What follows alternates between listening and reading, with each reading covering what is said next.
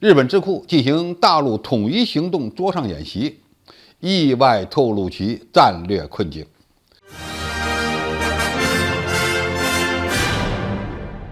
观众朋友，大家好，我是付前少。据日本时事通讯社报道，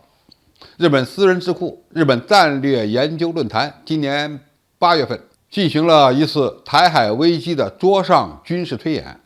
以模拟中国大陆统一台湾地区的全过程，并在这个过程中发生了中日的武装对峙。日本战略研究论坛的台海危机桌面军事推演，正是在锁台军演期间举行的。其演习的脚本时间点是2027年，参演的人员有自卫队的前军官和自民党的高官，扮演首相的是前防卫厅长官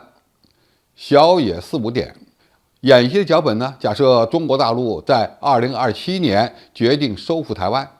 并采取先礼后兵的策略，动武前向台湾地区当局承诺一国两制100年不动摇。那最大的看点是，这项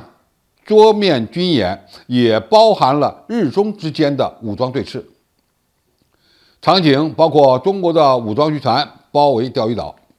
切断海底电缆和摧毁冲绳县的石垣岛机场跑道等等。美国所列举的日本国防应设想的场景包括：一、直接受到解放军弹道导弹攻击；第二，中日两国在日本西南诸岛发生战斗；第三，解放军通过海上封锁对日本施压等等。而日本在应对方面其实就2条：一是日本做出任何的反击都必须基于美日同盟的角度来决策，而不是日本单方面行动；第二，日本制造并拥有远程精确打击武器，并声称战斗中最重要的要素还是技术。从日本人设定的场景，我们就能看出日本关于武力干涉台海所面临的几大困境。首先，对于中国大陆可能会对日本采取的军事行动，完全是基于臆测，也就是日本很难找到干涉的理由，包括中国渔船包围钓鱼岛、对日本进行海上封锁等等。在日本不主动下场干涉台海事务的情况下，解放军几乎不可能同时对日本和台湾岛采取军事行动。其次，日本推演中日双方在冲绳列岛发生武装冲突，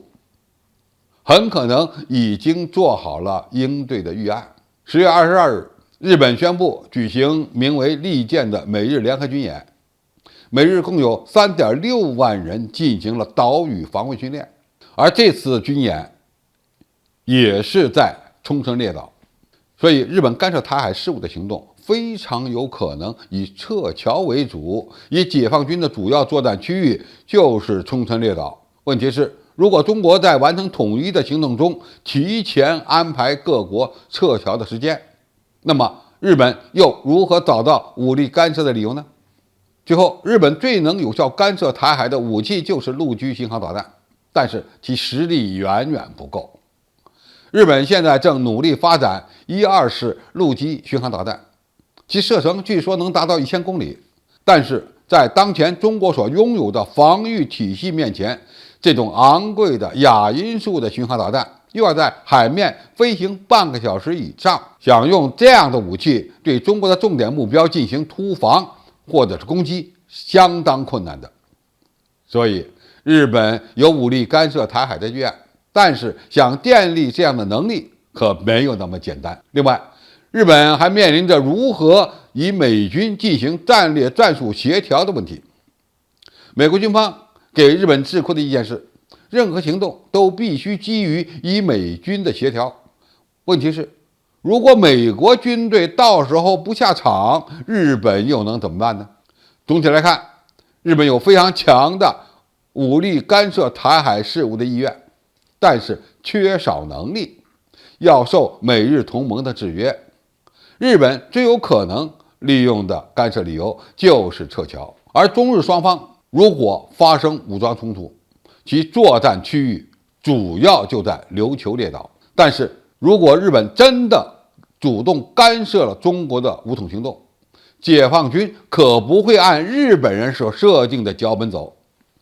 很可能会攻击日本全境的目标，甚至对日本右翼进行一次彻底的清算。这个后果，就问日本人想清楚了没有，能不能接受？好，今天的评述就到这里，谢谢大家收看，我们下期再见。